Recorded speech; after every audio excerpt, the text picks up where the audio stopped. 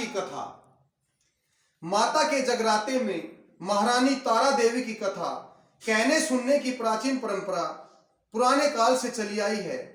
इस कथा के जागरण में संपूर्ण जागरण को नहीं माना जाता।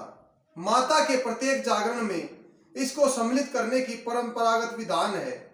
इस कलयुग में इस शक्ति की पूजा से ही भक्तों की मनोकामनाएं पूर्ण होती हैं, मन को शांति मिलती है। महाराजा दक्ष के दो पुत्रियां तारा देवी एवं रुक्मण भगवती दुर्गा जी की भक्ति में अटूट विश्वास रखती थी।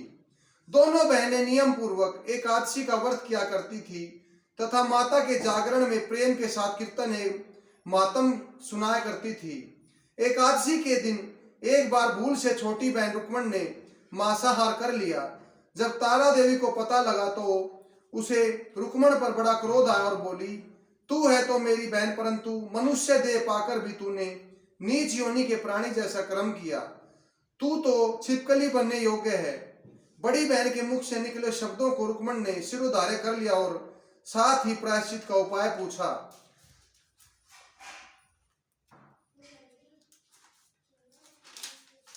तारा ने कहा, त्याग और परोपकार से सब पाप छूट जाते हैं। दूसरे जन्म में तारा इंद्रलोक की अप्सरा बनी और छोटी बहन रुक्मणी छिपकल योनि में प्रायश्चित का अवसर ढूंढने लगी। द्वापर युग में जब पांडवों ने अश्वमेध यज्ञ किया तब उन्होंने दूत भेजकर दुर्वासा ऋषि सहित 33 करोड़ देवताओं को निमंत्रण दिया। जब दूत दुर्वासा ऋषि के स्थान पर निमंत्रण लेकर गया तो दुर्वासा ऋषि बोले, यदि 33 करोड़ देवता उस यज्ञ में भाग लेंगे तो मैं उसमें सम्मिलित नहीं हो सकता। 33 करोड़ देवताओं को निमंत्रण देकर वापस पहुंचा और दुर्वासा ऋषि का वृत्तांत पांडवों को कह सुनाया कि वह सब देवताओं को बुलाने के कारण नहीं आएंगे। यज्ञ आरंभ हुआ। 33 करोड़ देवता यज्ञ में भाग लेने आए। दुर्वासा ऋषि जी को न देखकर पांडवों से पूछा कि ऋषि को क्यों नहीं बुलवाया। इस पर पांडवों ने नम्रता सहित उत्तर दिया कि निमंत्रण भेजा था, परंतु वह अहंकार के कारण नहीं आए। यज्ञ में पूजन हवन आदि निर्विघ्न समाप्त हुए। भोजन के लिए भंडारे की तैयारी होने लगी। दुर्वासा ऋषि ने देखा कि पांडवों ने उनकी उपेक्षा कर दी तो उन्होंने क्रोध करके पक्षी का रूप धारण किया। चोंच में सर्प लेकर भंडारे में फेंक दिया। इसका किसी को कुछ नहीं पता चला। वह सर्प खीर की कढ़ाई में गिर गया। एक छिपकली जो पिछले जन्म में तारा देवी की छोटी बहन थी तथा बहन के शब्दों को सिरोधार्य कर इस जन्म में छिपकली बनी थी, सर्प का भंडारे में गिरना देख रही थी। उसे त्याग व परोपकार की शिक्षा अब तक याद थी। वह छिपकली घर की दीवार पर चिपकी समय प्रतीक्षा करती रही। कई लोगों के प्राण बचाने हेतु उसने अपने प्राण न्यौछावर कर देने का मन ही मन निश्चय किया। जब खीर भंडारे में दी जाने वाली थी तो सबकी आंखों के सामने वह छिपकली दीवार से कूदकर कढ़ाई में जा गिरी। इस प्रकार लोग छिपकली को बुरा भला कहते हुए खीर की कढ़ाई को खाली करने लगे तो उन्होंने उसमें मरे हुए सर्प को देखा। अब सबको मालूम हुआ कि छिपकली ने अपने प्राण देकर उन सब के प्राणों की रक्षा की। इस प्रकार उपस्थित सब सज्जनों ने देवताओं ने उस छिपकली के लिए प्रार्थना की कि उसे योनियों में उत्तम मनुष्य योनि प्राप्त हो तथा अंत में मोक्ष प्राप्त हो। तीसरे जन्म में छिपकली राजा स्पर्श के घर कन्या बनी। दूसरी बहन तारा देवी ने मनुष्य लेकर तारामती नाम से अयोध्या के प्रतापी राजा हरिश्चंद्र के साथ विवाह किया। राजा स्पर्श ज्योतिषियों से कन्या की कुंडली बनवाई। ज्योतिषियों ने राजा को बताया कि कन्या राजा के लिए हानिकारक सिद्ध होगी, शकुन ठीक नहीं है, अतः आप इसे मरवा दीजिए। राजा बोला, लड़की को मारना बहुत बड़ा पाप है, मैं उस पाप का भागी नहीं बनूंगा।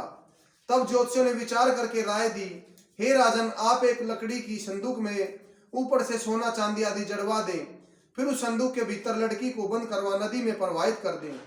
सोना चांदी जड़ित लकड़ी की संदूक अवश्य ही कोई लालच से निकाल लेगा और आपकी कन्या को भी पाल लेगा। किसी प्रकार से आपको पाप नहीं लेगा। ऐसा किया गया और नदी में बहा दिया गया।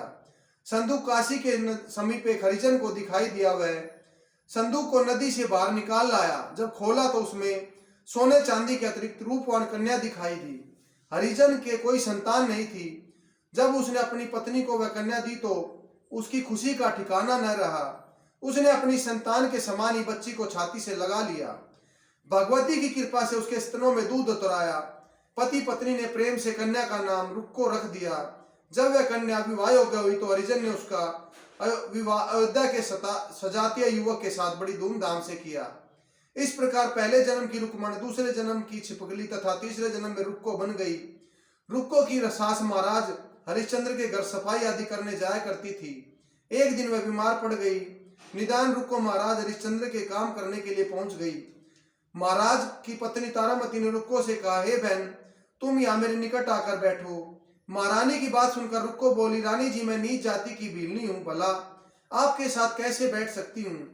तारामती ने कहा, बहन, पूर्व जन्म में तुम मेरी सगी बहन थी। एकादशी व्रत खंडित करने के कारण तुम्हें छिपकली की योनि में जाना पड़ा। जो होना था सो हो चुका।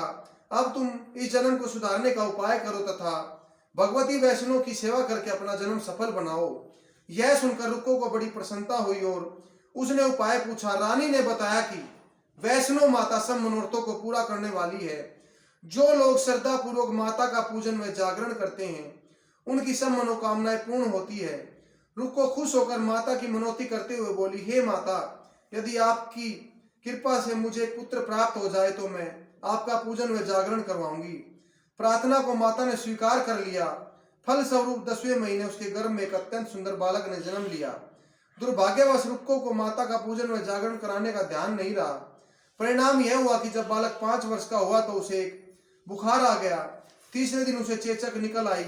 रुक्को दुखी होकर उस पूर्व जन्म की वृत्तांत बहन तारामती के पास गई और बच्चे की बीमारी की समूच वृत्तांत सुनाया। तारामती ने कहा, जरा तू ध्यान करके देख कि तुझसे माता का पूजन में कोई भूल तो नहीं हुई। इस प्रकार रुक्को को 6 वर्ष पहले की बात ध्यान आ गई। उसने अपना अपराध स्वीकार कर कहा कि बच्चे को आराम आने पर अवश्य जागरण करवाऊंगी। भगवती की कृपा से बच्चा दूसरे दिन ठीक हो गया। रुक्को ने देवी के मंदिर में जाकर पंडित से कहा कि मुझे घर में माता का जागरण कराना है, सो आप मंगलवार को मेरे घर पधार कर कृतार्थ करें। पंडित जी बोले, रुक्को, तू यहाँ 5 रुपए दे जा, हम तेरे नाम से ही मंदिर में जागरण करवा देंगे। तू नीच जाति की स्त्री है, इसलिए हम तेरे घर चलकर देवी का जागरण नहीं कर सकते। रुक्को ने कहा, है पंडित जी, माता के दरबार में तो उच्च नीच का कोई विचार नहीं होता। वे तो सब भक्तों पर समान रूप से कृपा करती हैं। अति आपको यदि ऐतराज नहीं होना चाहिए। पंडितों ने आपस में विचार करके कहा, यदि महारानी तारामती तुम्हारे जागरण में पधारे तो हम स्वीकार कर लेंगे। यह सुनकर रुक्को महारानी तारामती के पास गई और वृत्तांत कह सुनाया। तारामती ने इस जागरण में शामिल होना सहर्ष स्वीकार कर लिया। जिस समय रुक्को पंडित को लेने के लिए गई, महारानी जागरण में आएगी और उन्हें बताया। उस समय सेनानाई ने यह सुन लिया। महाराजा हरिश्चंद्र के जाकर सूचना दी। राजा ने सेनानाई से बात सुनकर कहा कि तेरी बात झूठी है। महारानी हरिजनों के घर जागरण में नहीं जा सकती। फिर भी परीक्षा लेने के लिए राजा ने रात को अपनी उंगली से थोड़ा चीरा लगा लिया, जिससे नींद न आवे। रानी तारामती ने जब देखा कि जागरण का समय हो रहा है परंतु महाराज को नींद नहीं आ रही है, तो उसने माता वैष्णो से मन ही मन प्रार्थना की, हे माता, आप किसी उपाय से राजा को तुरंत सुला दे ताकि मैं आपके जागरण में सम्मिलित हो सकूं। जय माता रानी।